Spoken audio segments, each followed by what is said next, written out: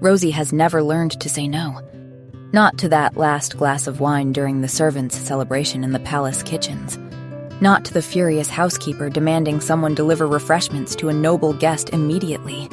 And definitely not when the other giggling maids dare her to confess, "I love you," to the first lord she meets, because everyone knows boring Rosie would never. So when Rosie stumbles into a luxurious set of chambers and finds a bath already drawn, she thinks, or rather, she stops thinking altogether. She climbs in, enjoys herself immensely. And then a man finds her there. A mountain of muscle, powerful, a terrifying alpha. He stares at the drunken maid lounging lazily in his bath and growls. "What are you doing?" Rosie blinks up at him, wine still buzzing in her veins. He looks furious, but he's also the most handsome man she's ever seen. So she smiles lazily, pats the water beside her, and tells him, "You should get in." Chapter 1. Rosie realized, with the clarity that only comes when it's far too late to be useful, that none of this would have happened if she'd just learned to say no. It was a simple word, 2 letters, 1 syllable. Children managed it constantly, and yet Rosie could not seem to locate it in her vocabulary. If she could say no, she wouldn't have accepted the 2nd glass of wine, or the 3rd. She definitely wouldn't have accepted the 5th, that's for sure. The problem was that saying no required disappointing people, and disappointing people made Rosie feel like she'd personally failed at life. So, when her friend Marta had thrown an arm around her shoulders and said, "Come on, Rosie. When's the next time we'll get to taste something this fine?" Well, what was Rosie supposed to do? Make Marta sad? Unthinkable. Also, the wine really was exceptionally good. Around her, the celebration continued in full swing. Anne was laughing so hard she'd slid partially off her stool. It was summer, and it was hot, and somewhere above them in the great hall something important was happening. Visiting dignitaries, political alliances of some sort.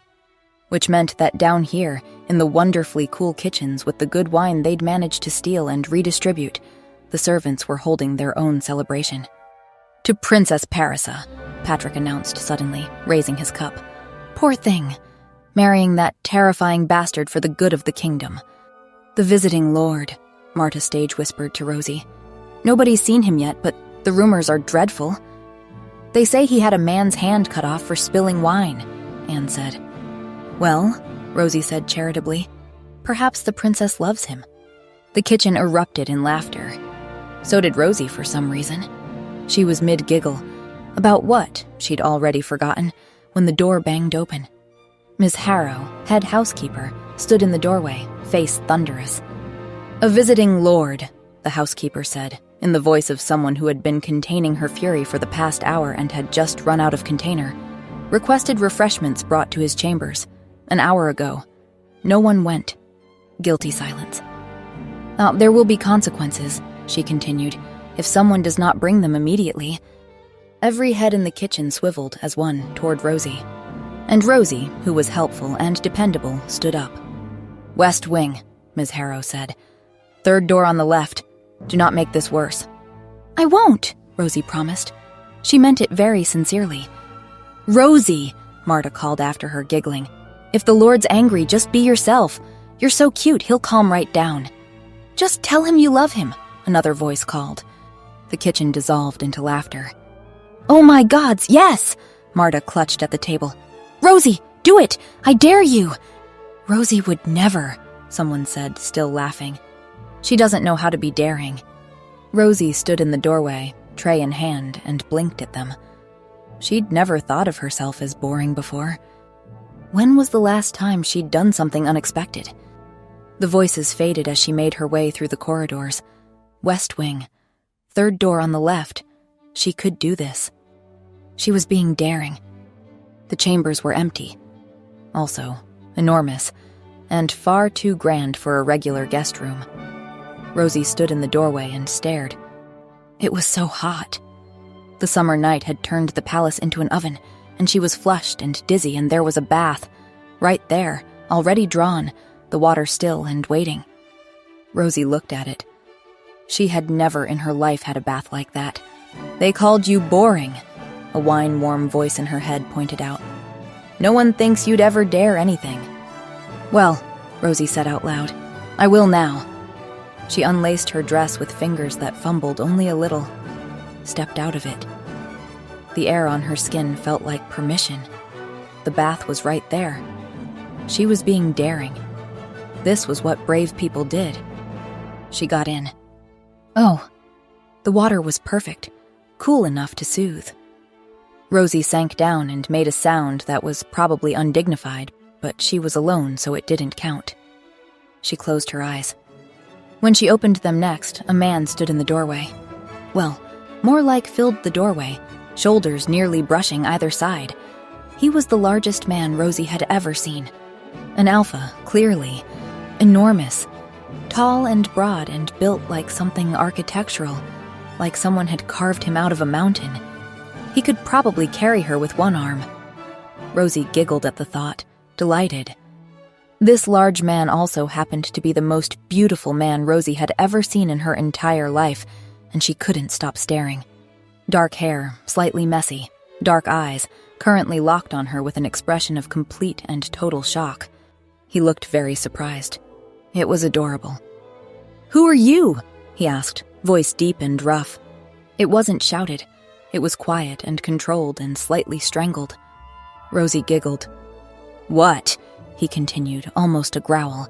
"Are you doing in my bath?" He looked so tense, so very, very tense. Rosie could see it in the set of his shoulders. Very tense alpha. Her wine-soaked brain supplied dreamily. He needed to relax. Baths were very relaxing. Rosie, for one, was very relaxed. If this alpha were to get in the bath with her, he'd be relaxed too, and naked. Which worked out perfectly in Rosie's favor. "Well?" he demanded, and his voice had gone even lower. "I asked you a question." Rosie opened her mouth, fully intending to say something helpful and appropriate. What came out instead was, "You should get in." Chapter 2. Luther had spent the better part of his adult life perfecting the art of being terrifying without actually doing anything. It was a skill more effective than violence in most situations, and considerably less messy. The threat of violence, held in perfect stillness, was often enough. The man standing before him now was a testament to this principle. "The supply reports were inaccurate," Lord Carrick was saying.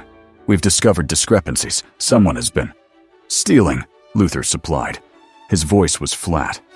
"Yes, Your Majesty." "How much?" Luther asked. "Approximately 40% of the grain shipments intended for the northern garrisons, but we have the man responsible." Luther stood. The effect was immediate. Carrick took an involuntary step back. 50 lashes, Luther said quietly. "Public. Tomorrow at dawn. Then exile." The relief on Carrick's face was palpable. "Yes, Your Majesty. I'll see to it personally." "See that you do. And Carrick, fix your inventory system. If this happens again, we'll be having a different conversation." Lewis, his attendant, appeared at his elbow. "Your dinner with Princess Parisa. It's meant to begin in 20 minutes. Luther's hand paused fractionally over the parchment. "You should probably look less murderous." "Sir," the attendant added. Luther looked up slowly. "I don't look murderous." "You always look murderous, sir. It's your resting state." Luther sighed. "This is a political arrangement, Louis. Nobody is under any illusions about romance." The East dining room had been prepared with aggressive formality. Candles everywhere, flowers. Luther stood by the window, hands clasped behind his back, and waited almost an hour. The princess did not arrive. "She sends her apologies," Lewis said. "She's unwell." Luther's face didn't change. He caught his reflection in the darkened window glass. He looked like an alpha who'd won 3 wars before his 30th birthday, who emptied rooms with his reputation. Of course she hadn't come. He knew what he looked like. A weapon in human shape. Not the kind of man a woman wanted to have dinner with. Luther left without looking back. His chambers were dark when he opened the door. And there was a girl in his bath.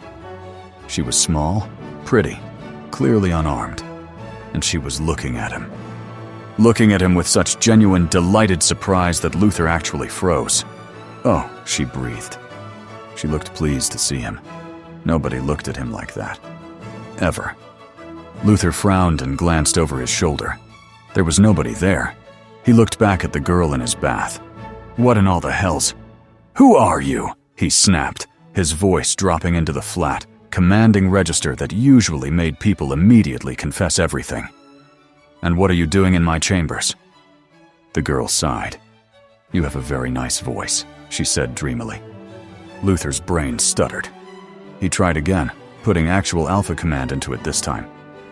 "I asked you a question," he said. The effect was immediate, just not remotely the effect he'd expected. The girl's breath caught. Her pupils dilated. A flush spread across her cheeks that had nothing to do with the bathwater. Her scent sweetened into something very interested. "You should get in," she said, her voice breathy. Luther's mind broke. And then, the girl hiccuped. And Luther, whose sense of smell was considerably sharper than any human's, finally caught the full weight of her scent. Wine, sweet and potent and thoroughly soaked into her system. A drunk girl. There was a very drunk, very naked girl in his bath, asking him to get in. Luther closed his eyes briefly and tried to find reason in this situation. When he opened them, she was still there, completely at ease, like sitting naked in a strange man's bath was a perfectly normal evening activity. She had to be. The thought arrived with sudden, clarifying certainty. She had to be Parisa, the princess. Obviously, who else would dare? The stood-up dinner suddenly made sense. She'd been nervous. She'd drunk too much to settle her nerves. And then she'd come here anyway, to his rooms, because they were engaged. "Princess," he said carefully. She laughed. "I'm a princess?" she asked, sounding enormously pleased. "Are you not?" Luther asked.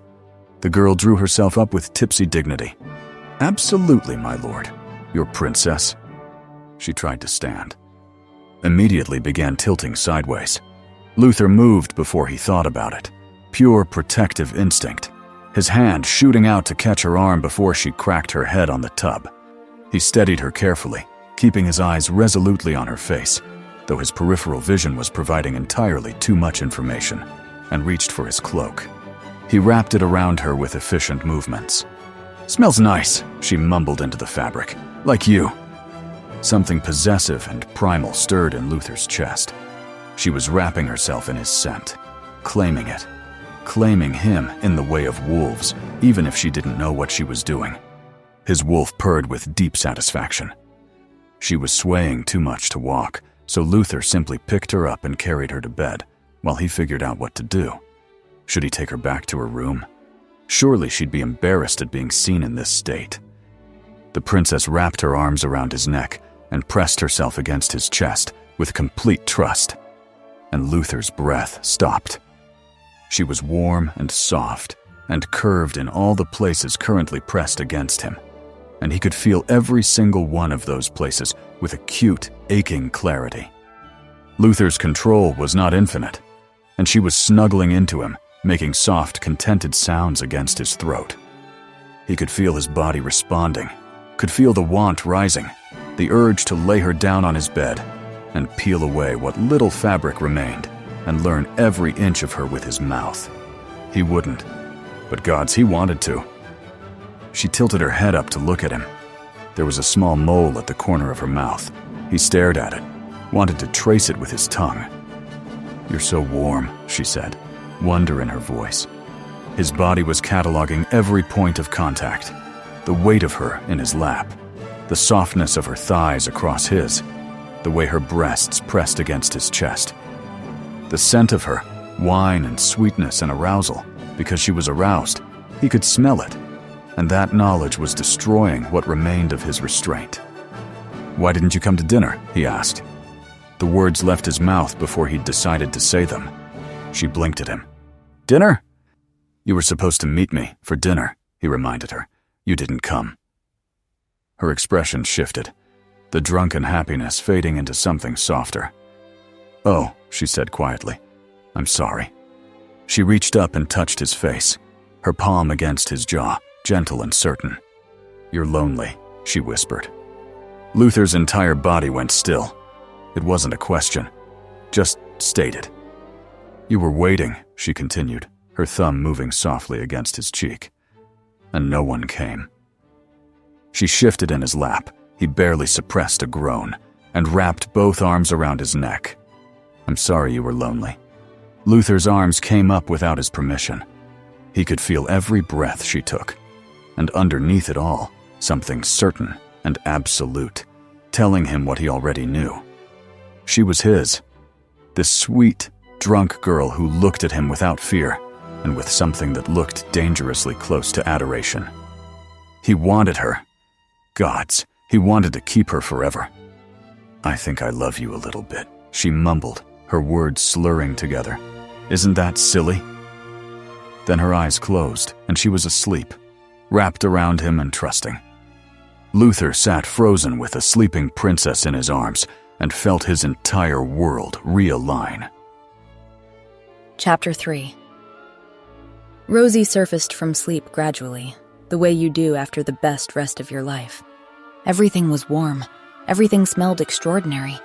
Then she registered that the warmth beside her was not a pillow. There was an enormous man asleep approximately 6 inches away. Even asleep, he was almost aggressively beautiful. The memories arrived all at once. The wine, the dare, the bath. I think I love you a little bit, she'd said. Oh gods. Rosie stopped breathing. She moved with glacial precision, her heart hammering. Off the bed, floor cold under her bare feet, she pulled on her dress without bothering with the laces properly. His cloak was pooled on the floor. She picked it up and folded it because it was his and he'd lent it to her. One last look at him. She couldn't help it. And then she was at the door, into the corridor. Rosie walked fast. She made it back to the servants' quarters without seeing anyone who mattered. Right, she thought. It's fine, nobody saw. The memory of his arms around her rose unbidden. Her face went even hotter. She'd told him she loved him. The kitchens were busy with morning prep. Nobody looked at her twice. Did you hear? Marta's voice carried from across the prep table. The Alpha King got stood up last night. The Alpha King Luther? Anne's voice dropped to a whisper. The princess's fiancé? She stood him up? Apparently the whole West Wing was cleared for him, Marta said. Rosie tuned it out. West Wing. She'd been in the East Wing. Took a bath there even. That was lucky. 20 minutes later, 2 stewards appeared near the door.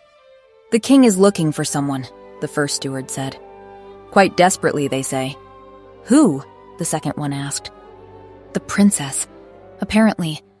The first steward's voice dropped conspiratorially.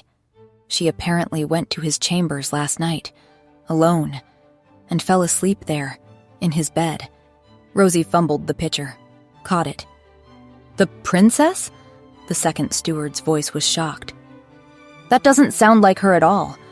Someone said she was drunk, the first steward said. Princess Parissa? Drunk? Stumbling like a sailor, apparently. And get this, the king found her. The first steward lowered his voice. In his bath.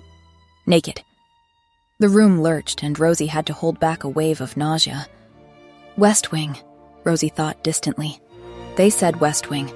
I was in the East Wing. 3rd door on the left. Mrs. Harrow said East Wing. Or had she said West? Oh no, Rosie said very quietly. She'd gone to the Alpha King's chambers. She'd gotten into the Alpha King's bath. She'd asked the Alpha King to get in with her. And he thought she was the princess. And he was looking for her. Rosie made a small sound that might have been a whimper. Then she ran. She made it to a small courtyard off the east corridor, tucked behind the laundry buildings, pressed her back against the sun-warmed stone and tried to catch her breath. There you are, a voice said. Rosie spun around. The woman standing at the courtyard entrance was tall, elegant, and the kind of beautiful that had always known it was beautiful. Rosie had been told before that she and the princess looked alike. Looking at her now, she could see the echo, the hair, the eyes, the particular shape of the mouth. Rosie had a mole at the corner of her mouth. The princess didn't. I know what you did, Parissa said. Rosie's mouth went dry. Your Highness, Last night, the princess continued, her voice perfectly level. You drank wine. Quite a lot of it, from what I understand. No, not a lot, Rosie started. And then, the princess continued, you entered a lord's chambers, and you got into his bath. The faintest hint of something that might have been disbelief crossed her face. Except, it wasn't just a lord, the princess said, taking a step closer. It was the Alpha King, my intended. Rosie made a small sound of distress. Your Highness, she attempted, falling to her knees. It means, the princess said, that the Alpha King, the man I am supposed to marry, the man my father has spent 6 months negotiating an alliance with, believes that you, a servant girl, are a princess. Not just any princess. Princess Parissa, his fiancée, me. And he is currently tearing this palace apart looking for said princess. But I'm not, Rosie started. No, the princess agreed. You're not. You're a maid. She made a pause. Rosie was shaking like a leaf. You committed several crimes last night, the princess said, counting them off on her elegant fingers. Theft. That wine was from the royal cellars. Trespassing. His chambers are restricted. Impersonation of a royal personage. He called you princess and you confirmed it. And potentially treason, depending on how my father chooses to interpret this. Rosie had gone completely white. I didn't mean to impersonate anyone. The princess raised one elegant hand. Rosie's mouth closed. Do you understand the political implications of this? The princess asked. My father and King Luther's council have been negotiating this marriage for months. It's meant to secure our borders, open trade routes, prevent a war. And you... She stopped. One drunk servant girl may have just destroyed all of it. I'm sorry, Rosie whispered. I'm so sorry I didn't. I never would have... When the truth comes out, the princess said, there will be consequences. What kind of consequences? Rosie asked. For you? The princess's voice went colder. At minimum, you'll never work in a noble house again. Rosie's breath caught. More likely, the princess continued, my father will want to make an example of you. 6 months in the work camps, possibly more. Impersonation of a royal is significantly worse. That's prison. Rosie was shaking now. And if my father is particularly angry, the princess smirked. What? Rosie whispered. He'll declare this as treason, the princess said simply. They don't send you to prison for treason. The word hung in the warm morning air. Rosie understood. Exile, if you're lucky, the princess continued, taking a step closer. Or, most likely, hanging. Rosie stifled a cry of pure anguish. Please, she heard herself say. Please, have mercy, I didn't mean... I was just... I know, the princess said, suddenly soothing. I believe you. Unfortunately, what you meant doesn't matter. Rosie thought of prison, exile. She thought about the king's face. How disappointed he'd be when he learned what she actually was. Though, I suppose, the princess said, looking at her nails, there might be another option. Hope flared in Rosie's chest, painful and bright. Anything, she heard herself say. The princess looked at her for a long moment, then smirked. Good, she said quietly. So here is what you're going to do.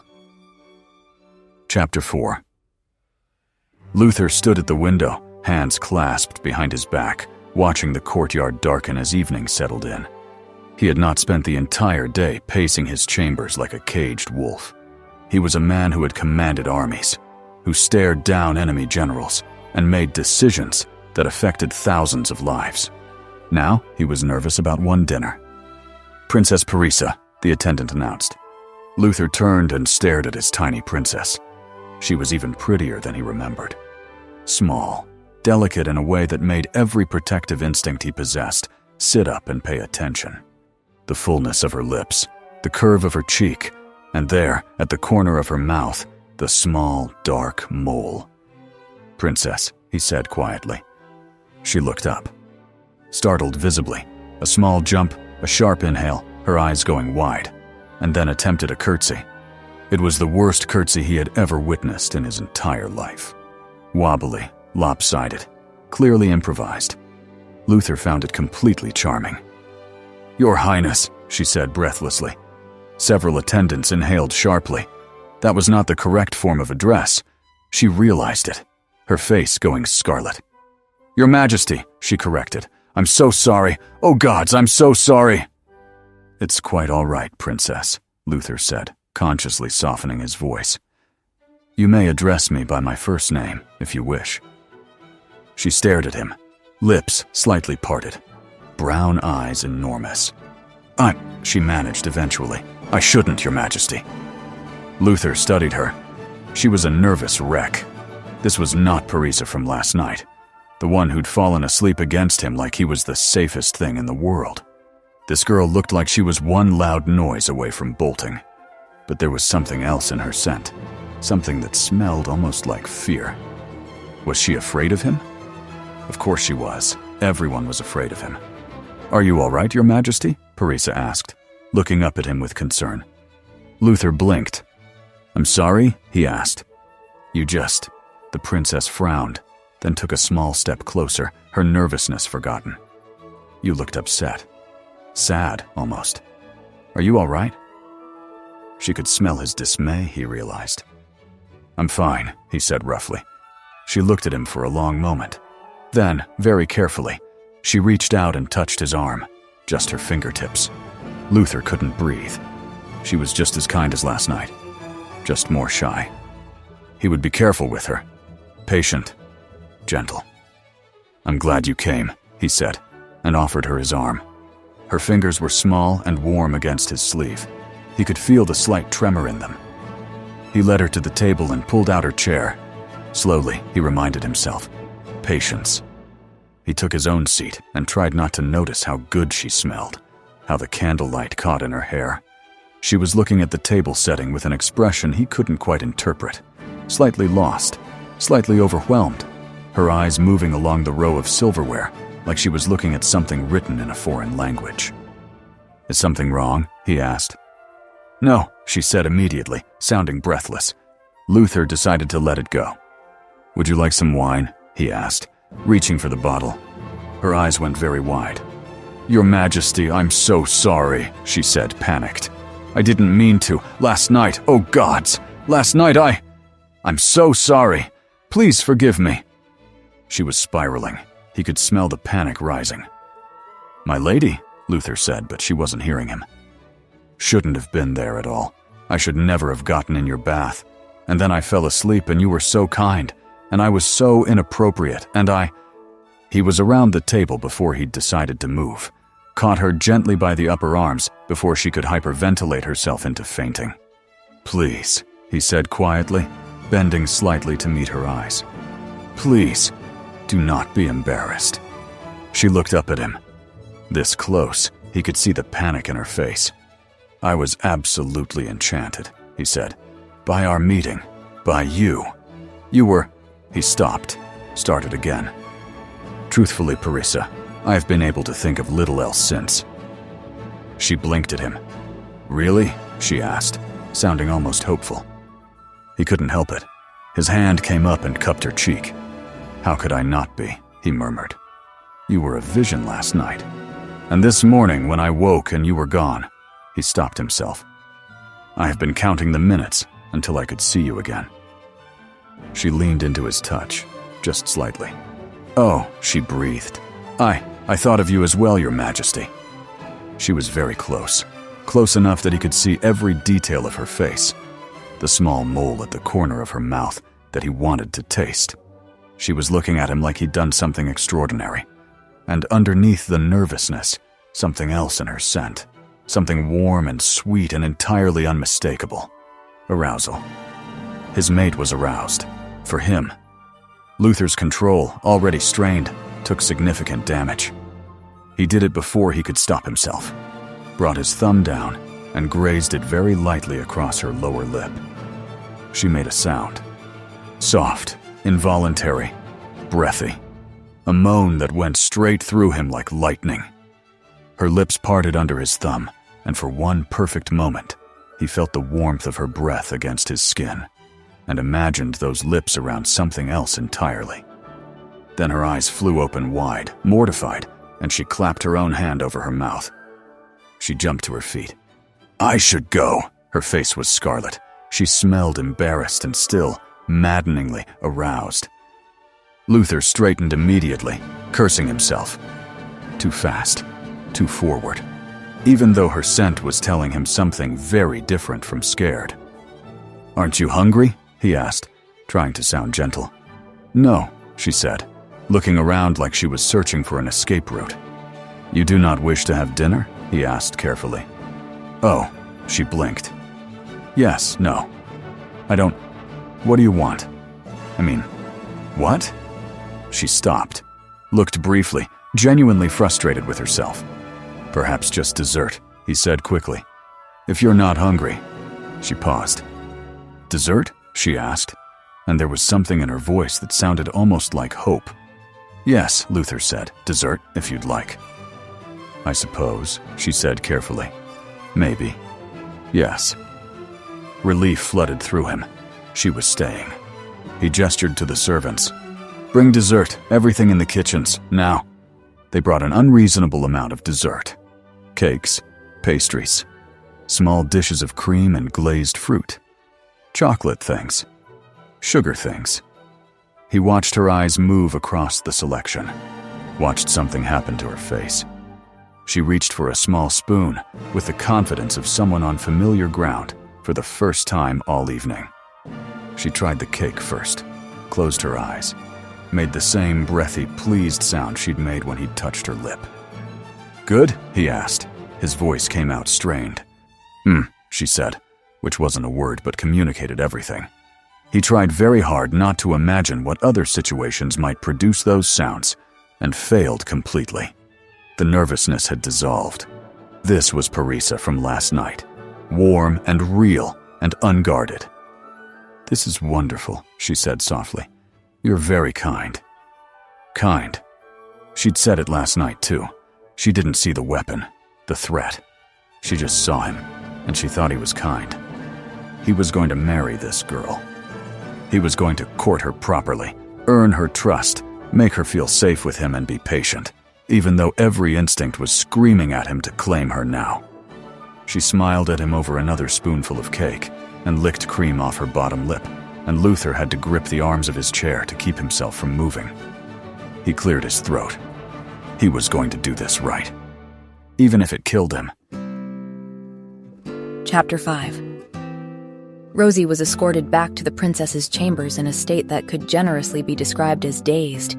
She was warm. Everything felt warm. She stepped inside and found the princess waiting, composed and sharp-eyed. The warmth evaporated immediately. "Well?" the princess asked. Rosie opened her mouth. It went, "Well?" she offered. The princess's eyes narrowed. "Define well." "He was very kind," Rosie said, "and we had dessert and—" "Has he ended the engagement?" the princess interrupted. Rosie paused. No? And has he shown any signs of disinterest?" the princess insisted. Rosie hesitated. "Not exactly." "Not exactly," the princess repeated, voice flat. "Let me be clear about your situation, Rosie. Your job, your only job, is to make him end this engagement." "Yes," Rosie said. "I know." "My father will not accept a refusal from me," the princess went on.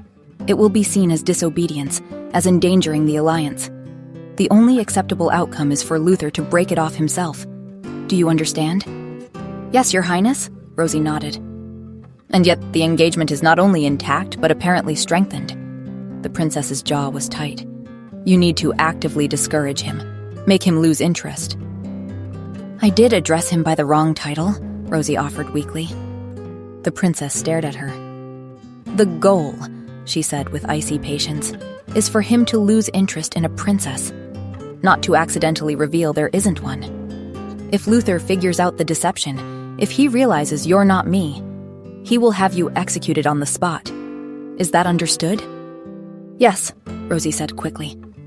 The princess went very still. "Are you attracted to him?" she asked, sounding appalled. "No," Rosie said immediately. "Of course not. No. Why would I? No!" Her denial was entirely unconvincing. "Your scent," the princess said flatly, tells a very different story. You smell like you're about ready to fall into bed with him." An image of her and Luther in his bed, of his hands on her bare skin, had Rosie make a small, strangled sound. The princess's scowl deepened. "I'm sorry," Rosie said quickly. "I'm sorry, Let me explain something to you," the princess interrupted. "Luther is entertaining you because he believes you are the princess, a woman of status and education befitting a queen." She took a step closer. "This man would not look twice at a maid. Do you understand what I'm saying?" Rosie nodded, her throat tight. "You are nobody, playing at being somebody. And the moment the illusion breaks, you are nothing again." She paused. "You are a servant girl who got drunk and impersonated a princess. The only reason you aren't already in a cell is because you are useful." "Of course," Rosie said. Her voice came out perfectly steady. The princess, almost as an afterthought, added, "I considered managing this situation myself, you understand? But I couldn't risk my father hearing I hadn't tried with the engagement. If things go wrong, I need someone to blame." She met Rosie's eyes. "You, unfortunately, are ideal for this purpose." "Thank you for reminding me," Rosie said suddenly, crushingly sad. "I'm sorry, Your Highness," Rosie said quietly. "I'll do my best." The next day, Luther had arranged a walk in the gardens. Rosie was prepared by the princess's maids who did her hair in an elaborate style. Then they brought out the dress. It was beautiful, light green, the color of new leaves. "Arms up," one of the maids said briskly. They got her into it with efficient movements. Then came the corset. It laced in the front and was unusually tight. "I can't breathe," Rosie started. "Well, you are considerably more gifted than Her Highness," one of the maids said delicately, looking at Rosie's chest. Rosie went bright red. Her breasts were, well, they were very present. "Isn't this a bit much?" she managed. "It's all we have," another maid said apologetically. "We don't have time to have dresses made for you before today." Rosie arrived at the gardens in a state of managed terror that she was attempting to wear as composure. Luther was waiting for her. The sight of him in morning light did something thoroughly unhelpful to her heart rate. "Good morning, Princess," he said gently. She took his arm and they began to walk, and she was excruciatingly aware of him beside her, the size of him, so much larger than her that it was almost absurd. He could do whatever he wanted to her, she thought distantly, and she wouldn't even protest. "Focus," she scolded herself. "You need to discourage him." But how? He was being so careful with her. The way he moderated his voice, the way he matched his pace to hers without comment. Her heart did something ridiculous. "This is not going well," she thought desperately. "Are you enjoying the gardens?" Luther asked. "Yes," she managed. "They're lovely." She could barely breathe. "Not as lovely as you," the king said. She made a small squeaking sound and stopped breathing altogether. They turned down a narrow path. The servants who'd been following fell back further, giving them privacy. They were alone. Rosie's breathing was getting shorter. "Are you all right, Your Highness?" Luther asked. His eyes dropped to her chest. Rosie went bright red. The corset was too tight, and it was too hot, and he was too close. "Yes," she heard herself say from very far away. "Perfectly well." Her vision was going spotty at the edges. "Princess!" Luther's voice sounded concerned. Her legs gave out. Suddenly, there was an arm around her waist, pulling her upright, holding her against a solid chest. "You smell divine," she said faintly. Her vision was blurring. "My lady," he said carefully, "I believe your corset is too tight." She blinked at him. "What?" He cleared his throat and called out for assistance, but they were too far down the path, out of earshot. "May I?" he asked quietly. She wasn't sure what he was asking, but whatever it was, her answer was the same. "Yes," she sighed. He moved her hands gently away from her chest. Then he began unlacing her corset, which meant he was very close, which meant she could smell him properly and could feel the warmth of his hands near her ribcage. He worked carefully, his fingers deft on the laces. They came free, just enough. She gasped a full, deep breath. "Oh," she said softly. "Better?" he asked, his voice rough. He relaced her corset, his fingers inches from her breasts, careful and gentle and entirely too distracting. It was torture. "I'm so sorry, Your Majesty," she said, still holding onto his arm when he finally stepped back. "Don't be," he said. His voice was warm. "Are you all right now?" She nodded. He was looking at her intently, like he was about to kiss her. It was a bad idea, really. "Yes?" he asked softly, his lips inches from hers. Rosie didn't think twice. She pulled him to her and kissed him herself because she was only human and, oh gods, the press of his body against hers, solid and warm. His scent, his big hands coming up to cup her face and his mouth, his tongue. This was her first kiss. She didn't think she'd ever enjoy another one. Nothing would ever compare to this. She allowed herself another second, then another. She pressed against him, wanting more, her hands roaming the plane of his chest. Then she pushed him away. "I should go," she said immediately. The princess was waiting when Rosie returned. "The blushing," she said. "It needs to stop. All it is doing is enchanting him further. He looks positively smitten." Rosie tried to suppress the way her heart responded to this information. She failed. "You think he's smitten?" she asked, ridiculously hopeful. The princess looked like she wanted to jump off a cliff. Chapter 6. The plan was simple. Rosie had been repeating it to herself every morning for 5 days. Make him not want to marry you? Simple, straightforward, entirely achievable by any reasonably competent person. Rosie was beginning to suspect she was not that person. The dress was Paris's first idea. "Be demanding," the princess had said. "Men despise feeling like a treasury with legs." Rosie had practiced in her room that evening. "I want new shoes," she'd told her reflection. "And I am not sorry." Luther had been in the garden when she arrived the next morning, reviewing a document. He looked up when she approached. "I would like," she began, and then he tilted his head very slightly, and the sentence she had prepared rearranged itself without her permission into, "If it isn't too much trouble, and please do say if it is because truly you shouldn't feel obligated, but could I have shoes?" Rosie finished, lamely. Luther smiled. "How many?" he asked. Within the hour, a procession of attendants arrived at her rooms carrying boxes filled with jewelry, 20 new dresses embroidered with gems, and 50 pairs of matching slippers, with a note in handwriting that was surprisingly neat for a man whose hands could crush stone. "Wear whichever you like." Rosie sat surrounded by fabric that shimmered in the afternoon light and felt genuinely terrible about herself. "Did you at least seem demanding about it?" Parisa asked that evening. Her second approach had a certain elegant logic to it. "Display your accomplishments," she had said. Or rather, your catastrophic lack of them.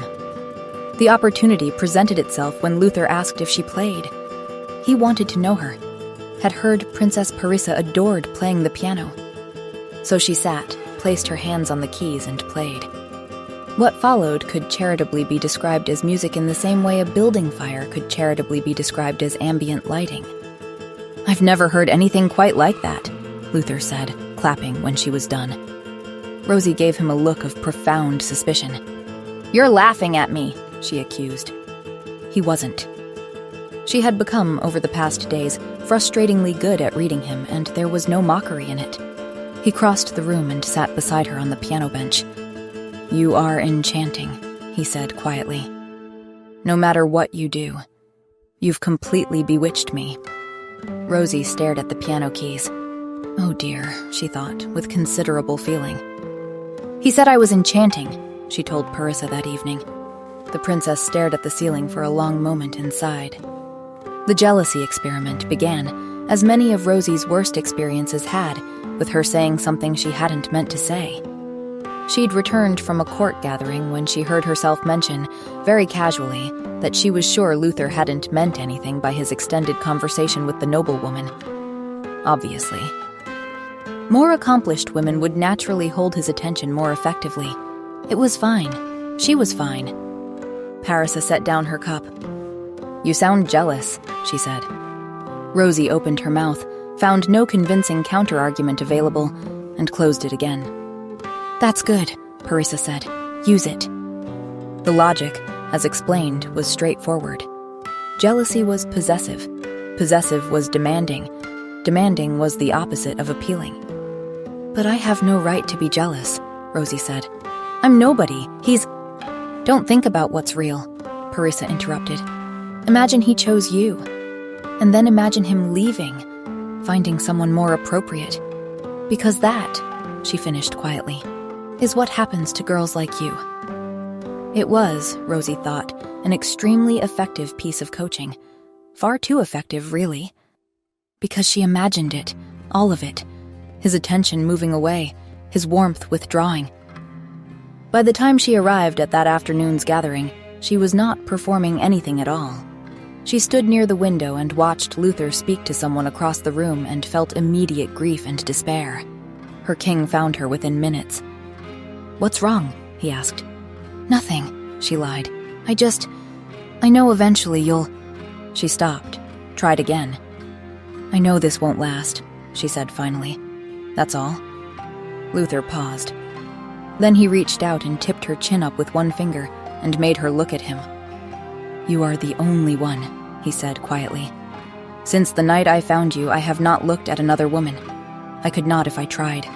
You have completely undone me, and I find I have absolutely no interest in being put back together." Rosie kissed him. She didn't decide to. It was more like gravity, the inevitable conclusion of proximity and the bond and 6 days of trying to push him away and failing. It escalated. His hands moved from her face to her waist and pulled her closer, and she made a sound that seemed to do something to him, because his grip tightened, and he backed her up 3 steps until she was pressed against the wall. His hands were everywhere. She had fistfuls of his shirt. "Please," she heard herself say, though she wasn't entirely sure what she was asking for.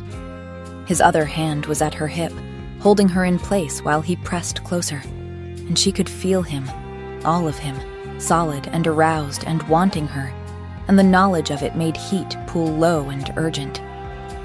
The door opened. An attendant stood in the doorway, eyes firmly averted. "Your Majesty," she said. "The princess is needed, urgently." Luther, who appeared to be in significant physical discomfort, lowered her leg back to the ground. "Soon," he said quietly, and it sounded like a vow. She walked back to the princess's rooms in a state that could generously be called a daze. "You are," the princess said, "the single most useless saboteur in the history of this or any other kingdom." "That does seem fair," Rosie agreed. The princess stood. "There's one more option," she said finally. "What is it?" Rosie asked. The princess told her. Rosie regretted asking. Chapter 7. "A compromising situation," the princess announced. "You'll be found with another man, in a position that leaves no room for doubt." The words took a moment to fully register. When they did, Rosie felt the blood drain from her face. "You want him to think I—" She couldn't finish the sentence. "Luther will be directed there at precisely the right moment," the princess said, as if she were discussing dinner arrangements. "He'll see you. The engagement becomes untenable. He ends it himself." The image hit Rosie with physical force. Luther opening a door, the trust in his eyes, that warm, patient certainty he always looked at her with, turning to pain. "No," she said. The word came out firmly. "Nothing will actually happen," Parisa soothed. "We'll time it carefully. The man is already chosen. Someone discreet, cooperative, well compensated for his trouble. I wouldn't ask you to actually—" "I don't care about that," Rosie snapped. "I won't do it." "Rosie—" "No!" She stood up. You can't ask me to do that to him. He doesn't deserve—" She felt physically ill. "I can't," she said desperately. "I can't do that to him. It's cruel. He doesn't deserve that." The princess was quiet for a moment. "Let me remind you of your situation," she said finally. Rosie felt something cold settle in her stomach. "You have been impersonating a princess for weeks," the princess continued. "You have deceived the king, his entire household, and most of this palace." "Because you asked me to," Rosie protested. "And who would believe you?" the princess said. "What matters is how the story sounds. A scheming maid, a king manipulated. She tilted her head. Who would believe your version, Rosie? Your Highness, please, Rosie heard herself say. Please, I'll do anything else. Take any punishment you want. Send me to prison, exile me if you have to, but not this. Don't ask me to hurt him like this. She couldn't finish. Her throat closed around the words. Rosie, she said quietly, you're a maid. He is engaged to me, to Princess Parisa, not to you. He doesn't know you exist. She paused. What exactly do you think is going to happen here? Rosie opened her mouth, closed it. The deception must end, the princess said. There's no version of this where it doesn't. And when it does, and he discovers that he's been courting a maid, what do you think he'll feel then, Rosie? Rosie opened her mouth to respond, but the princess continued, her voice taking on a sharper edge. What's your plan? She asked. You think you'll become his queen? Rule at his side? She tilted her head. Do you even know the name of the kingdom he rules? Rosie froze. The full name, the princess pressed. The one that will be in the treaties you'd be expected to negotiate. Rosie started. The ancestry? The princess continued relentlessly. The line of succession? The political implications of your union with neighboring territories? A pause, then. Do you even know where it is on a map? Rosie's mouth opened. No, but what? The princess's voice was almost gentle now. You love him, so the rest doesn't matter? Girls who marry kings are prepared for it from birth, Rosie. They're educated in governance, diplomacy, trade agreements, military strategy. She paused. You know nothing. You wouldn't even know what you don't know. I could learn, Rosie started desperately. The princess walked to a shelf, pulled down a book, and held it out. Can you even read this? Rosie looked at it. Her face went hot. Can you? The princess asked again, quieter now. Rosie's hands trembled. I love him, she whispered. That's all good and well, the princess continued, but that doesn't make you a queen. Rosie's chest felt like it was caving in. At best, the princess said, when this ends, things resume as planned. He and I marry. The alliance proceeds. A pause. And I cannot let that happen. Rosie looked at her. Why not? There is someone I love, the princess said. It isn't him. It will never be him, no matter how patient he is. So can you help me? She added. One last time? So none of us has to live with a choice we can't bear? Rosie looked down at her hands. All right, she whispered. Chapter 8. Luther was in his study when the servant arrived, one of the princess's attendants. Your Majesty, she said, breathless. The princess, she asked me to fetch you. Luther was on his feet before she'd finished speaking. The east wing was quiet at this hour. He found the blue receiving room easily enough, pushed open the door, and his mind blanked. Someone was touching his mate. The wrongness of it screamed through every nerve, and she looked frightened. He could see it in her face, smell it sharp and acrid in the air. She didn't want this, which meant this man had... He was across the room before he'd decided to move. Luther. His hand found the man's throat. Luther, Parisa cried again. He didn't let go immediately. His vision had gone red at the edges. The man made a choked sound. Luther, please. Something in her voice cut through the rage, not the words, the tone, desperate, frightened. He went still. He released the man, stepped back. Get out, he said. His voice was barely above a whisper. The man fled. Parisa was backed against the wall, her eyes red from crying, looking at him with an expression he'd spent weeks trying to make sure he never saw on her face. The rage evaporated, replaced by something that felt uncomfortably close to anguish. She was afraid of him. His mate was standing there afraid of him, and he'd spent weeks being careful and gentle and patient, specifically to avoid this. And here they were anyway. And he had failed. He had to fix this. Are you all right? He asked quietly. She stared at him like she didn't understand the question. Did he hurt you? Luther searched her face. Did he force you to... No, she said quickly. No, he didn't. He exhaled. Then are you angry with me? Have I done something that... No, her voice broke slightly. He didn't understand. None of this made sense. He closed the remaining distance carefully and opened his arms. An offer, not a demand. Her face pressed against his chest, her hands fisted in his shirt. She was shaking. I'm sorry, she whispered into his chest. I'm so sorry. You have nothing to apologize for, he said. She pulled back just enough to look up at him. I cannot marry you, she said. Luther frowned. I didn't know how to tell you, she continued in a rush. I tried to tell my father, but he wouldn't listen, and I didn't know what to do, and He pulled back just enough to see her face properly. Why? He asked simply. Did I frighten you? Just now, when I grabbed him, did I? No, she said. No, it's not that. She wasn't making sense, but he could feel her distress through the bond, sharp and overwhelming. Then help me understand, he said. Please. Whatever it is, we can't.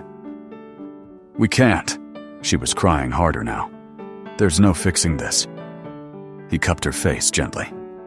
I'm not angry, he said quietly. I just need to understand what's happening. She took a shuddering breath. There's someone else, she whispered. The words didn't register at first. Someone else, he repeated slowly. I'm sorry. She was looking at him like she was breaking. I should have told you from the beginning. She couldn't finish, just looked at him with those desperate eyes, asking him to understand, to accept it. Every fiber of him wanted to fight it. The wolf was snarling. The mate bond was screaming. She was his mate, his match, the person who'd patted his hand and told him he wasn't lonely anymore. And now she was standing here asking him to let her go to someone else? Every instinct he possessed was roaring no. He could convince her. He could remind her. He looked at her face, at the fear in it. If I do that, he thought, if I force her or coerce her, then I am exactly what everyone says I am. He knelt. Luther, who had never knelt for anything in his life, went down on one knee in front of a woman he loved. You consume me, he said, the truest thing he knew. Since the night I found you, there hasn't been a moment I haven't spent thinking of you, wanting to be near you. His voice cracked slightly. My only wish is to remain at your side, he continued, to make you happy, to be worthy of... He stopped. Please, just give me the chance.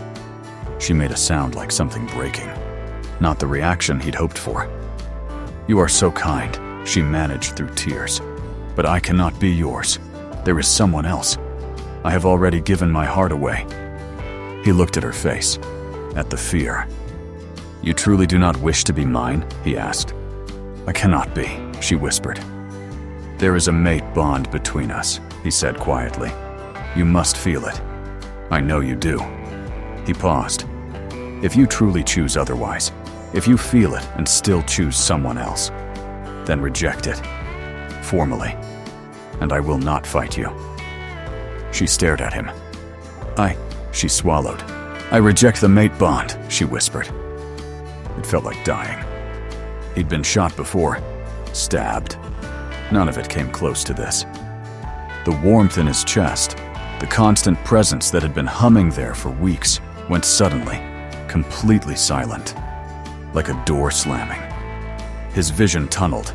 He forced himself to stay standing. He took her hand, brought it to his lips one last time. Let himself have that.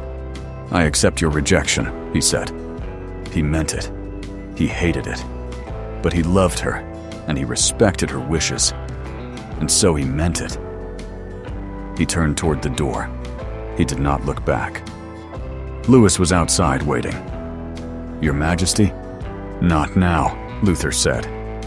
He walked down the corridor, past servants who pressed themselves against walls. The pain was getting worse. He made it to his chambers, barely. His hands were shaking. No, not shaking, changing. The wolf clawing his way out. What? He gasped aloud. The shift took him whether he wanted it or not. He tried to fight it. He'd always been able to control it before. but the wolf tore free with a howl that was pure anguish. Chapter 9. 10 days later, Rosie was still in bed. For crying out loud! Through the door, Ms. Harrow's voice was sharp with exasperation. What did the girl expect? To play princess forever? Ms. Harrow, please. Anne's voice now, pleading. Rosie's going through a rough time. Her heart is broken, Marta added desperately. Rosie listened to this distantly, like it was happening to someone else, like the voices were coming from very far away. In her mind, there was only one thought, repeating endlessly. It hurts where she used to feel him. She'd felt him. For weeks, she'd felt him. This constant warm presence in her chest, humming and certain and there. A connection, a bond. She hadn't known it was a bond. Something beautiful and sacred that she'd destroyed with 6 words. She'd rejected it, rejected him, her mate, her king, the man she loved. It was the right thing to do, the only thing that made sense. But he'd looked so hurt when she'd said it, smelled like grief and pain and devastation even as he'd accepted it with quiet dignity. And now there was just nothing, a void where he used to be. How could it be for the best when it hurt this much? She felt a hand on her shoulder, gentle, insistent. Rosie, please, Marta said softly. Try to get up. It'll do you good to work. Ms. Harrow said if you don't help with cleaning today, she's kicking you out, Anne added. Stop stressing her, Marta hissed. What? It's true. She said that. Rosie didn't care. Fired, not fired. What did it matter? Here, there, working, not working. It was all the same. All of it was away from him. All of it was this void where he used to be. Come on, Rosie, her friend said, and Rosie tried. She spent the morning scrubbing floors in a distant hallway, still trapped in the same loop of despair. It hurts where she used to feel him. Then she heard shouting. This is a catastrophe, a voice boomed. She tensed, still kneeling on the floor with her brush. An alpha's aura. She could feel it from here, powerful and commanding. Your Majesty, we're doing our best, someone stammered. For one wild, desperate second, she thought, Luther? But then she actually processed the voice, the scent. All wrong, not him. She deflated. Marta appeared at the end of the hallway.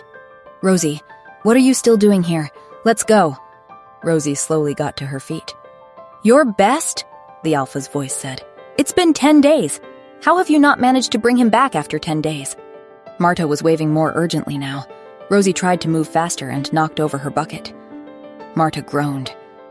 But Your Majesty, we've sent our best people and... Father, a familiar voice interrupted, cool and composed. Even His Majesty's own people couldn't bring him back. You can't blame Captain Jenkins for wanting to spare his men's lives. Rosie froze. That was Princess Parisa, speaking to her father, the king. What are you doing? Marta mouthed silently. Rosie ignored her. He is one alpha alone, the king was saying. Rosie frowned. One alpha? Who are they talking about? A feral alpha, Parisa said. And not just any alpha. King Luther was already quite formidable when he was lucid. The world tilted. Come on, let's go, Marta whispered urgently. Be quiet, Rosie snapped, wrenching her arm away. Her heartbeat was hammering against her ribs. The princess is right, Your Majesty, a man's voice said. The captain, presumably. Even Luther's own blood couldn't get him to calm down. Some men lost their lives trying to get him to see reason. Rosie's breath stopped. What? Men lost their lives, trying to get Luther to calm down? This is all your fault, daughter, the king snapped. I leave you alone for a few days. The engagement all but set, and I come back and apparently Luther's gone completely feral and disappeared? Rosie was on her feet before she'd decided to move. Oh, what are you doing? Marta asked, panicked. What is she doing? Ms. Harrow's voice came from around the corner.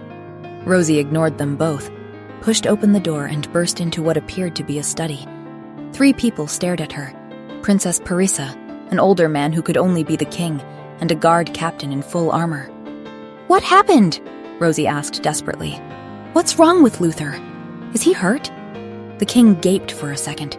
Then, what in the world is this? He pointed at Rosie like she was something offensive. Who let this creature in here? Your Majesty, my apologies, Ms. Harrow said, arriving and grabbing Rosie's arm. This maid is unwell. Get rid of her, the king snapped. Ms. Harrow tried to drag Rosie toward the door. She wrenched her arm free with a growl. Where is he? She demanded, looking at Parisa. What happened? Parisa looked uncomfortable. His Majesty, King Luther, has disappeared after losing control of his wolf, she explained cautiously. Losing control? Rosie's voice came out faint. How is that possible? Excuse me, but why are we discussing this with the insane maid? The king asked. He was ignored. We don't know exactly, Parisa told Rosie. We found his room destroyed. Some guards who were in his way were harmed when he left the castle. He's disappeared into the forest. We've sent search parties, but... Rosie gasped, her hand flying to her chest. Which forest? She asked desperately. When? Frankly, child, this is none of your concern, the king said coldly. Rosie turned on him with a glare that made him actually blink. You are speaking about my mate, she snapped. It is absolutely my concern. The entire room froze. Parisa's mouth fell open. The captain stared. Your mate? The king recovered first. Are you insane, child? King Luther is not your mate. Rosie raised her chin. Yes, he is, she said. She deflated. Well, he was, before I... The words stuck in her throat. Because suddenly, it all made horrible, devastating sense. Luther losing control, going feral, disappearing into the forest. It was because of her. Because she'd broken the bond. What have I done? She whispered. It's all my fault. Someone please remove the girl and send her to the asylum, the king sighed. No, Parisa stepped forward. No, father, I think she's right. The king scoffed. What? You shared a bond with him? Parisa asked Rosie. Rosie nodded, crying. Yes, I hadn't realized what it was at first, but... You foolish girl, Parisa's voice was sharp. Breaking a mate bond is dangerous, lethal to some. The pain of it. The king has gone insane with grief. You said I had to, Rosie cried. I didn't know you two were mates. Parisa, the king snapped. Why are you entertaining this foolish girl's delusions? It's not a delusion, father. Parisa's voice was tired. I believe she's right. The king looked between them with an expression of complete stupefaction. I will go to him, Rosie declared. The captain made a sound of disbelief. My girl, it's too late. He's not himself. He'll tear you apart. You should see the state of my men. Those who came back, that is. Something fierce and protective flared in Rosie's chest. My mate would never hurt me, she said. I will find him, and I will bring him back. Your Majesty, the captain said. We cannot allow the girl to... With all due respect, Rosie snapped. I'm not asking for permission. She turned and walked toward the door. Rosie! Parisa's voice stopped her. Someone will escort you, the princess said quietly. Lend you a horse. Rosie nodded once and left. Chapter 10. The horse carried her deeper into the forest, following the captain of the guard down a path that grew narrower and wilder with each passing minute. Rosie barely noticed. All she could think about was Luther, alone, in pain, feral, because of her, because she'd broken their bond, shattered something sacred and beautiful because she'd been too afraid, too convinced she wasn't enough.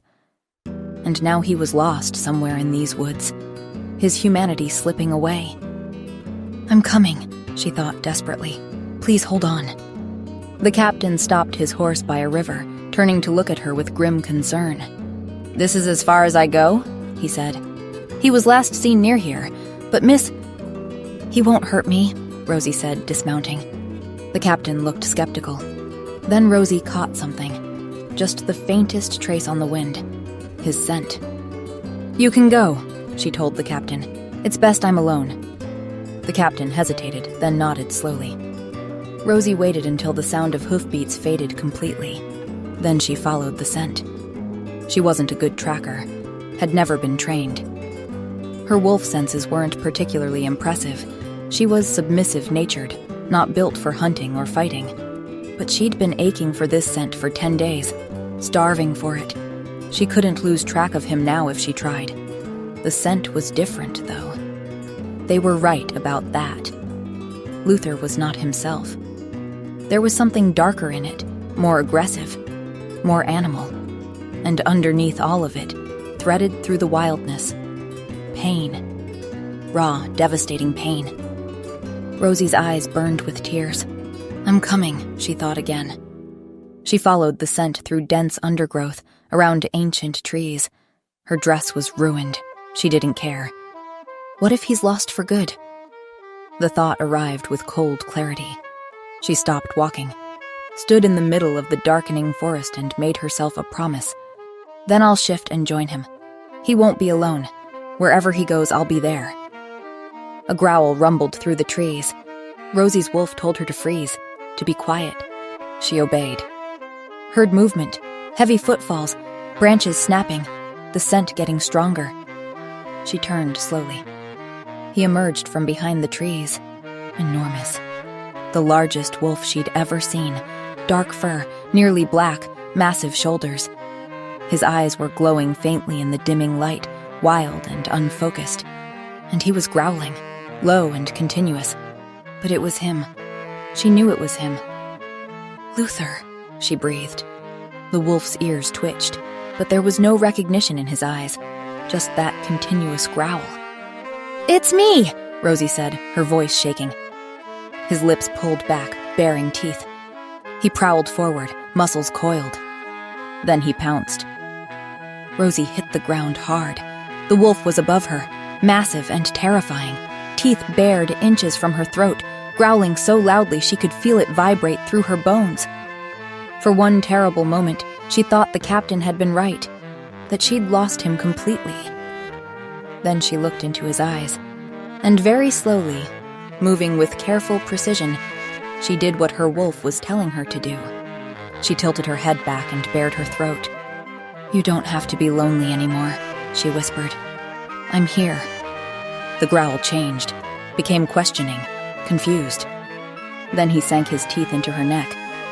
Rosie gasped at the sharp pain, just for a second, and then the bond snapped back into place and she felt everything. His pain, his despair, the grief that had driven him past the edge of control. It crashed over her in waves. Her vision went white. When it cleared, she wasn't looking at a wolf anymore. She was looking at a man, her king, naked and pressed against her, his hand braced beside her head, his face inches from hers. His eyes were still glowing faintly, more gold than human, and he was frowning like he was trying very hard to think through fog. Luther, she breathed, raising a shaking hand to his cheek. He leaned into the touch, nuzzled against her palm like he was starving for contact. Princess? He asked eventually. His voice was rough from disuse, confused. She cupped his face with both hands, centering him, because she could feel his confusion through the bond. How hard it was for him to think clearly. I'm not a princess, she whispered sadly. He blinked, frowned deeper. What? He nuzzled into her neck, inhaling deeply, and made a sound of pure relief. She wrapped her arms around his shoulders. Claim me, he growled against her throat. Claim me back. She met his eyes. Her body was screaming at her to do it. I can't, she said. He froze. She felt the despair slam through him, sharp and immediate. She grabbed his face, forced him to look at her. I'm not who you think I am, she tried to explain. Luther's eyes flashed.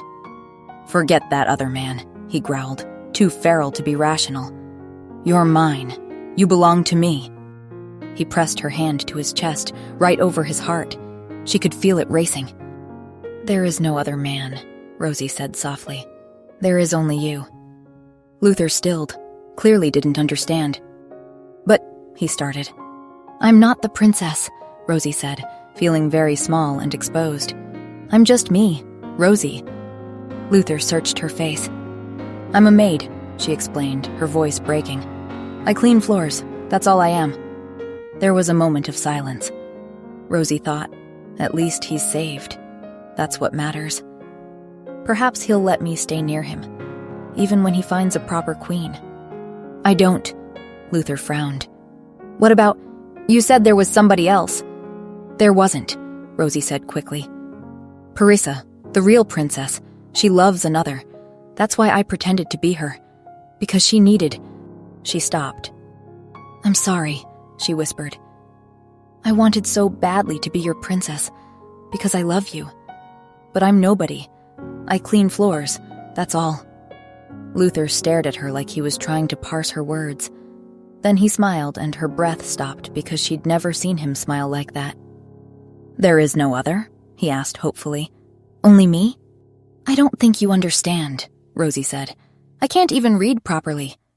I don't care what you can or can't do, Luther interrupted. I know what you are. My mate. My equal. The woman I love. He leaned closer. Now claim me. Make me yours, as you are mine. Rosie stared at him, stunned. Please, he said, and she felt his need through the bond. The aching void that had been tearing him apart for 10 days, begging to be filled. She moved slowly, her gaze never leaving his as she shifted up and pressed her lips to his neck. He groaned. Please, he said again. She bit down. The bond ignited. She felt everything. His relief, his love, his wolf settling with deep satisfaction. And then his mouth was on hers and his hands were everywhere, and the forest around them faded, and there was only him. Only the way he held her and touched her. Epilogue. Rosie sank carefully into the lukewarm bath with a groan of relief. Better? Luther asked, steadying her with gentle hands as she settled against him. Much, she breathed. Summer heat made everything worse when you were 8 months pregnant and approximately the size of a small house.